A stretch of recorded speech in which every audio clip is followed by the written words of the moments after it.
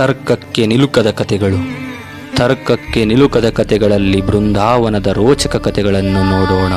ಶ್ರೀ ಗುರು ರಾಘವೇಂದ್ರ ಸ್ವಾಮಿಗಳ ಮಹಿಮೆಯನ್ನು ನೋಡೋಣ.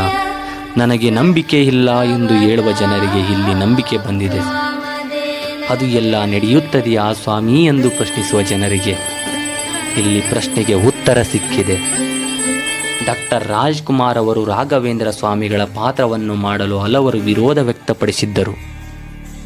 ಆದರೆ ಶ್ರೀ ಗುರು ರಾಘವೇಂದ್ರ ಸ್ವಾಮಿಗಳು ಡಾಕ್ಟರ್ ರಾಜ್ಕುಮಾರ್ ಅವರೇ ಈ ಪಾತ್ರವನ್ನು ಮಾಡಬೇಕು ಎಂದು ವಿಭಿನ್ನ ರೀತಿಯಲ್ಲಿ ತಿಳಿಸಿದರು. ಅದುವೇ ಬೃಂದಾವನದ ಮುಂದೆ ಚೀಟಿಯನ್ನು ಬರೆದು ಹಾಕಿದರು. ಒಂದು ಚಿಕ್ಕ ಹುಡುಗಿಯ ಮೂಲಕ ಬೃಂದಾವನದ ಮುಂದೆ ಬರೆದು ಹಾಕಿರುವ ಚೀಟಿಯನ್ನು ಎತ್ತಿಸಿದಾಗ, ಒಂದು ಬಾರಿಯಲ್ಲ 3 ಬಾರಿ ಎತ್ತಿಸಿದಾಗ ಡಾಕ್ಟರ್ ರಾಜ್ಕುಮಾರ್ ಅವರ ಹೆಸರೇ ಬಂದಿತು. ನೋಡುಗರಿಗೆ ಆಶ್ಚರ್ಯ. ಇದರ ಮೂಲಕ ಶ್ರೀ ಗುರು ರಾಘವೇಂದ್ರ ಸ್ವಾಮಿಗಳು ಡಾಕ್ಟರ್ ರಾಜ್ಕುಮಾರ್ ಅವರೇ ನನ್ನ ಈ ಪಾತ್ರವನ್ನು ಮಾಡಬೇಕು ಎಂದು ಶ್ರೀ ಗುರು ರಾಘವೇಂದ್ರ ಸ್ವಾಮಿಗಳ